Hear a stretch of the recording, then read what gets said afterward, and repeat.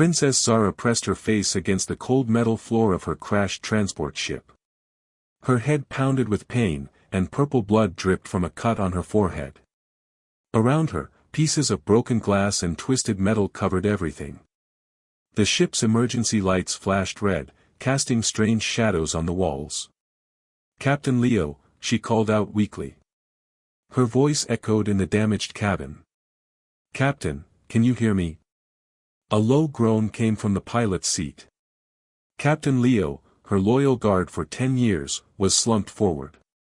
His breathing was shallow and difficult. Blood stained his silver uniform. Zara crawled toward him, her royal robes torn and dirty. "Princess," Leo whispered when she reached him. "Are you hurt badly?" "I will live," Zara said, though her body ached everywhere. "What happened? Where are we?"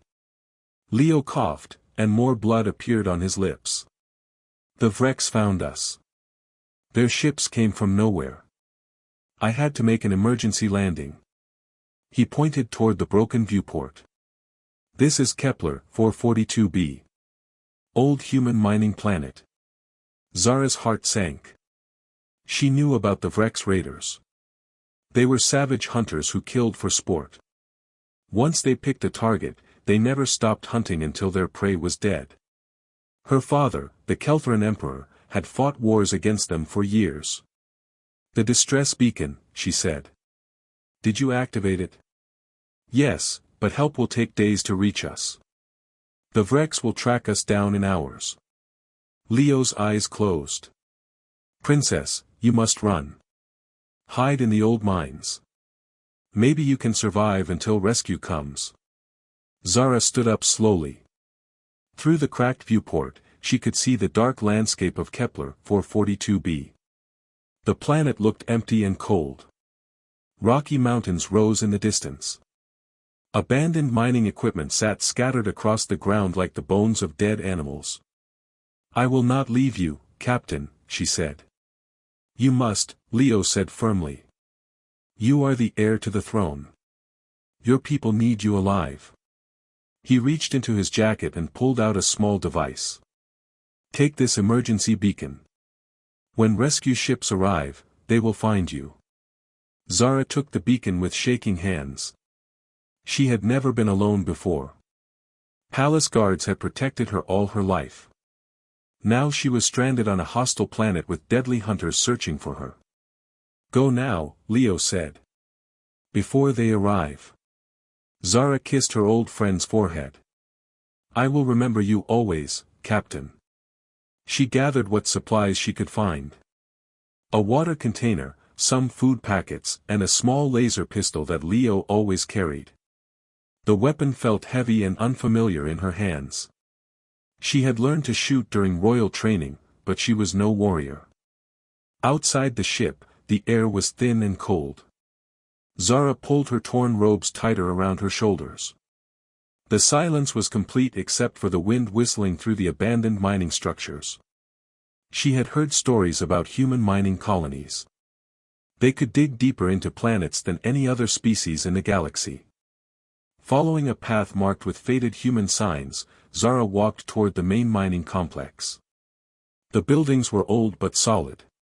Humans built things to last, even in the harshest environments.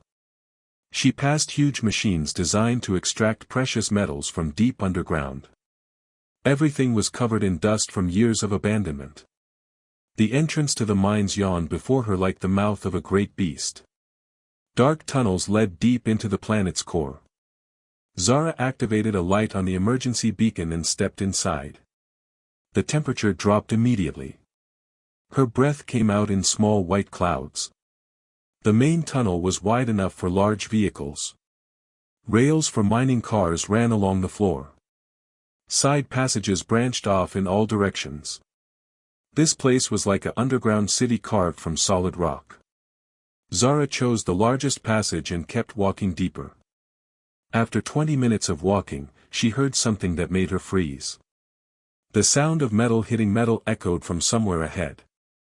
Someone else was in the mines. Fear gripped her heart. Had the Vrex already found her? She drew the laser pistol with trembling hands. The weapon's power indicator showed a full charge, but Zara doubted she could hit anything while shaking so badly. The sound came again. Definitely someone working with tools. Zara crept forward, using mining equipment as cover. Her royal training had included some basic stealth techniques, though she had never imagined needing them. Around a bend in the tunnel, light spilled from a side chamber. Zara peered carefully around the corner. Inside the chamber, a human male was working on some kind of mechanical device.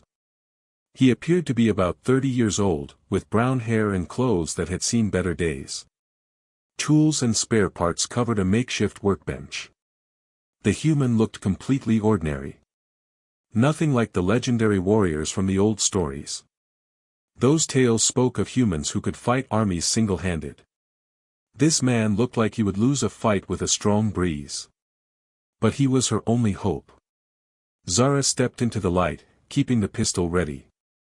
"Do not move," she said in basic standard, the common language used throughout the galaxy. The human looked up calmly. He showed no fear or surprise. His brown eyes studied her for a moment. Then he smiled. "Well now," he said in a friendly voice. "You are definitely not from around here."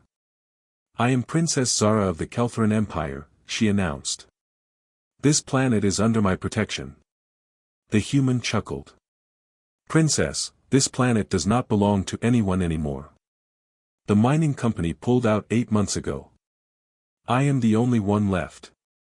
He set down his tools and faced her properly. "Name is Ben. Ben Walsh." "Why did you stay behind, Ben Walsh?" "Someone had to keep the equipment running. Besides, I like the quiet." Ben gestured around the chamber. "This place has everything a man needs. Food processors, water recyclers, power generators. I could live here for years." Zara kept the weapon pointed at him. "The Vrex raiders are hunting me. They shot down my ship. You must help me escape." Ben's expression changed instantly. The friendly smile disappeared. His eyes became hard and focused. "Vrex? How many ships?" "At least 3 attack vessels. Maybe more." "How long ago did they attack you?" 2 hours. "Maybe 3. Ben stood up quickly. He began moving around the chamber, gathering specific items. "They will have tracked your ship's crash site by now. Vrex are excellent trackers. They will find the mine entrance within the hour." "Then we must run," Zara said. "Hide in the deeper tunnels. Running will not help. Vrex are persistent hunters. They will search every tunnel until they find us." Ben pulled a large case from under his workbench. "But there is another way." He opened the case. Inside were weapons that Zara had never seen before. Strange devices with multiple barrels and complex targeting systems. Military equipment that looked far more advanced than anything the Kelthran Empire used. "You are not a simple maintenance worker," Zara said. "No," Ben said quietly. "I am not." He began assembling one of the weapons with practiced efficiency. His hands moved with the confidence of someone who had done this many times before. "The stories my people tell about human warriors," Zara said. "Are they true?" Ben looked at her seriously. "Princess, what stories did your people tell?" "They said humans could fight for days without rest. That they never surrendered, even against impossible odds. That they could turn any defeat into victory through pure determination." "Those are not stories," Ben said. "Those are facts." He finished assembling the weapon and checked its power levels. Then he moved to a control panel on the wall and activated several systems. Lights began flashing throughout the chamber. "What are you doing?" "Preparing a welcome for our visitors." Ben pulled up a holographic display showing the entire mine complex. Hundreds of tunnels and chambers appeared in the air before them. This facility has defensive systems that most people do not know about. Red dots began appearing on the display. Motion sensors, Ben explained. The Vreks have found the entrance. 5 warriors, moving carefully. They are being cautious because they do not know the terrain. Zara watched the red dots advance through the tunnel system. Her heart pounded with fear. 5 Vreks warriors could kill dozens of normal soldiers. We should run deeper into the mines, she said again. Princess, I need you to trust me. Ben's voice was calm and steady. I know what I am doing. Have you ever seen Vreks in combat? Only in training videos. They are excellent fighters, but they have weaknesses. They are aggressive and prefer direct attacks. They do not adapt well to defensive strategies. And they have never fought humans on human territory. Ben activated more systems. Blast doors sealed off several tunnels. Emergency lighting switched to combat mode, creating areas of deep shadow between pools of red light. The mining company built this facility in Vreks territory, Ben continued. They included military-grade defenses in case of raids. Most people think these are just mining tunnels, but this is actually a fortress. The red dots on the display split up. 3 Vreks were moving down the main tunnel while 2 others explored side passages. They are separating, Zara observed. Good. Vreks fight best as a pack. When they split up, they become vulnerable. Ben picked up his weapon and checked the ammunition counter. Princess, I need you to stay in this chamber. Do not leave unless I tell you to. Can you do that? Zara nodded, though she did not like feeling helpless. There is something else, Ben said. If the Vreks capture you alive, they will do things worse than death. If it looks like I am losing, use that pistol on yourself. Do you understand? The thought terrified her, but Zara nodded again. Ben moved to the chamber entrance. Remember, stay here no matter what you hear. The mine tunnels will amplify every sound. Things will seem much worse than they actually are. Ben, Zara called as he prepared to leave. Were you really in the Human Defense Corps? Ben smiled grimly. Princess, I was not just in the Defense Corps. I was a ranger. Zara's eyes widened. She had heard whispers about the rangers. Elite human soldiers who specialized in impossible missions. The Kelthran military considered them the most dangerous warriors in the galaxy. How many Vreks have you fought before? More than I care to remember, Ben said. But never in a place this perfect for defense. Today, 5 Vreks warriors are about to learn why humans are considered the most dangerous species in the galaxy. With that, Ben disappeared into the tunnel system, leaving Zara alone with her fears and the holographic display showing 5 deadly predators hunting through the darkness. The hunt was about to begin. Princess Zara stared at the holographic display with growing terror. The 5 red dots representing Vreks warriors moved deeper into the mine complex. Ben appeared as a blue dot, moving through tunnels she had not even noticed existed. He seemed to know exactly where he was going. The first Vreks warrior reached a junction where 3 tunnels met. On the display, Zara watched the red dot stop and examine each passage. Suddenly, Ben's blue dot appeared directly above the Vreks position. A loud explosion echoed through the mine system. The blast was so powerful that dust fell from the ceiling of Zara's chamber. When the sound faded, one of the red dots had disappeared from the display. Impossible, Zara whispered. Ben had eliminated a Vreks warrior in less than 5 minutes. The remaining 4 red dots immediately changed their movement pattern. Instead of exploring carefully, they began moving faster and more aggressively toward the source of the explosion. Zara realized they were angry now. Vreks warriors did not like losing pack members. Ben's blue dot moved through a series of narrow maintenance tunnels. These passages were too small for the larger Vreks warriors to follow. He was using the mine's construction against his enemies. 2 more explosions rang out in quick succession. The sounds came from different directions, making it seem like multiple attackers were in the tunnels. Another red dot vanished from the display. Now only 3 Vreks remained. Zara heard something that made her blood freeze. The sound of Vreks' battle cries echoed through the tunnels. These were not sounds of pain, but of rage and excitement. The remaining warriors were no longer hunting cautiously. They were charging toward Ben's last known position with murderous intent. The blue dot on the display began moving in a complex pattern.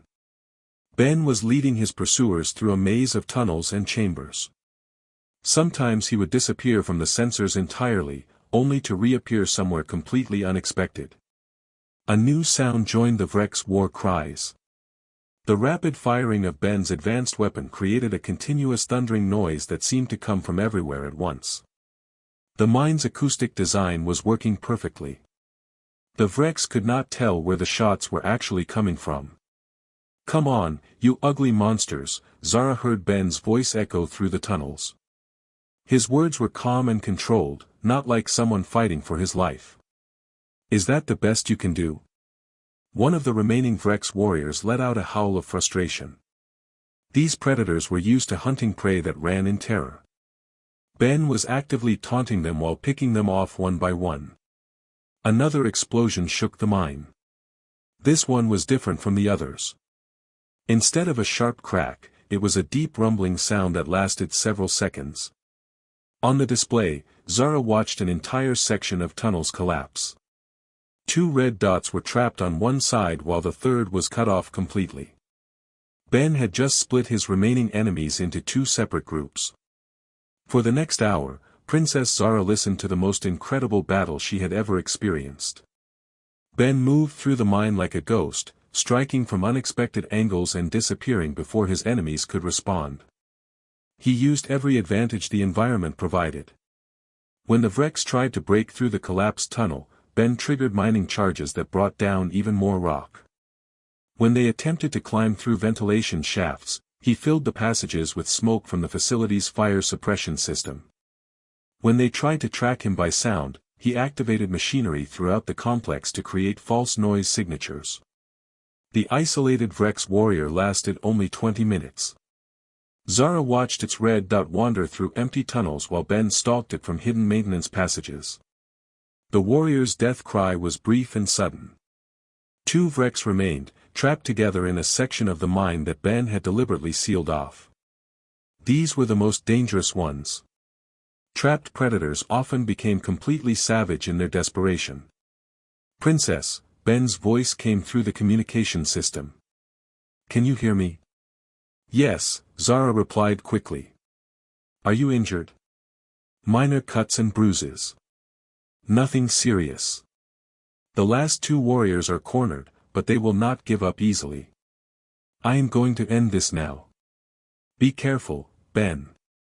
"Always am, Princess." The final battle was unlike anything Zara had imagined. Through the mine's internal cameras, she watched Ben enter the sealed section where the last Vreks warriors waited. These cameras were designed to monitor mining operations, but now they showed her a master warrior at work. Ben moved through the tunnels like liquid shadow. His weapon fired with mechanical precision, each shot calculated for maximum effect. The Vreks warriors were larger and stronger than him, but Ben fought with intelligence and experience that made their physical advantages meaningless. When the first Vreks tried to charge him directly, Ben used the tunnel's narrow width to limit the creature's movement. When the second attempted to flank him, Ben had already anticipated the tactic and positioned mining equipment to block the attack route. The battle lasted exactly 7 minutes. When it ended, both red dots had disappeared from the display forever. Silence fell over the mine complex. After hours of explosions, weapon fire, and battle cries, the quiet seemed unnatural. Zara waited nervously for Ben to return. 20 minutes later, she heard footsteps approaching her chamber. Ben appeared in the doorway, looking tired but unharmed. His clothes were dirty and torn in several places. Small cuts marked his face and hands. But he was alive, and he was smiling. "5 down," he said simply. "All clear, Princess." Zara stared at him in amazement.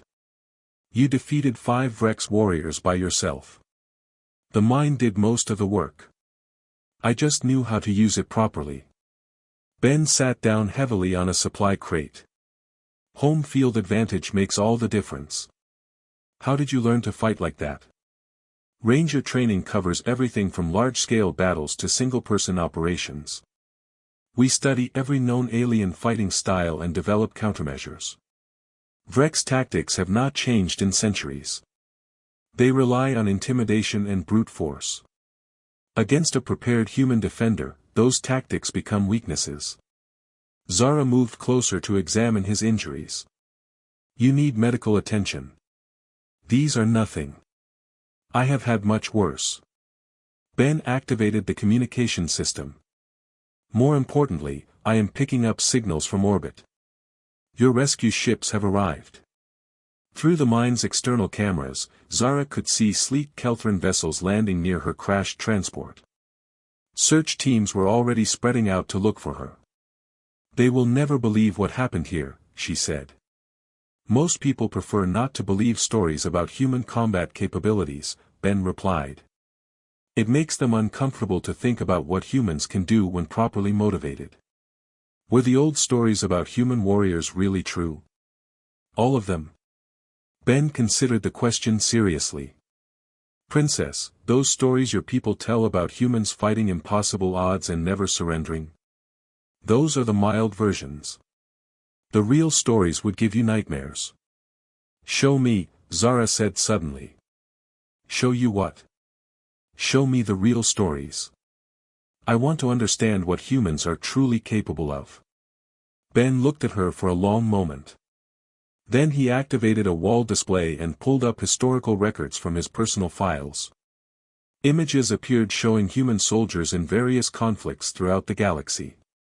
This was the Siege of Proxima Station, Ben said, indicating a battle scene. 43 human defenders held off 3,000 Zephyrian attackers for 6 weeks. When relief forces finally arrived, 12 humans were still fighting. More images followed. Battles on ice worlds where humans fought for days without sleep. Space station defenses where small human crews stopped massive enemy fleets. Rescue operations where single human soldiers walked into impossible situations and brought everyone home alive. The Battle of Kepler Prime, Ben continued. One human ranger, cut off behind enemy lines, disrupted an entire army supply network for 3 months. The enemy had to retreat because they could not keep their forces fed and armed. That was one person against an entire army. Rangers are trained for that kind of operation. We call it asymmetric warfare. Using intelligence and preparation to overcome superior numbers. Princess Zara studied the images with growing amazement. Every story showed the same pattern. Humans refusing to accept defeat, finding ways to turn disadvantages into strengths, fighting with a determination that other species could barely comprehend. Why do humans fight like this? She asked. Because we have to, Ben said simply. Humans are not the strongest or fastest species in the galaxy. We do not have natural armor or energy weapons built into our bodies. What we have is intelligence, adaptability, and something that other species often misunderstand. What is that? We genuinely care about each other. When humans fight, we are not just protecting ourselves. We are protecting our families, our friends, our entire civilization. That gives us strength that pure aggression cannot match. Ben closed the historical files and looked directly at Zara. Today, I was not just fighting 5 Rex Raiders. I was protecting the heir to a throne, someone whose survival could affect the lives of billions. That made me more dangerous than any weapon in my arsenal. Outside, Zara could hear her rescue teams calling her name. Soon this adventure would be over. She would return to her palace, to her comfortable life of diplomatic meetings and ceremonial duties. But she would never forget what she had learned in these dark tunnels. Ben, she said. Would you consider coming with me? The Kelthran Empire could use someone with your skills. Ben smiled and shook his head. I appreciate the offer, Princess, but I prefer the quiet life. Too many years of war can wear a person down. This old mine is peaceful. What if I need your help again someday? Then send a message. Rangers never truly retire. We just take longer vacations. Princess Zara gathered her few belongings and prepared to leave the chamber that had been her refuge. At the tunnel entrance, she turned back to Ben one final time. The stories my people tell about human warriors, she said. I will make sure they know those stories are not myths. Just remember to mention that most humans prefer peace, Ben replied. We only become dangerous when someone threatens what we care about. As Princess Zara walked through the mine tunnels toward her rescue team, she thought about the implications of what she had witnessed. The galaxy was full of aggressive species that believed strength came from size, speed, or natural weapons. None of them truly understood the most important lesson about human warriors. Humans fought not because they loved violence, but because they loved everything that violence threatened to destroy. That made them the most formidable opponents in the known universe. When she reached the mine entrance, her rescue team surrounded her with relief and celebration. Captain Leo had survived his injuries and was already being treated by medical teams. The crisis was over. But as her ship lifted off from the surface of Kepler 442b, Princess Zara looked back at the abandoned mining complex with new understanding. Somewhere in those tunnels, a lone human was cleaning his weapons and returning to his quiet life. The galaxy's most dangerous predator had just chosen to let her live. And somewhere in the Kelthran Empire, ancient stories about mythical human warriors would finally be recognized as historical fact.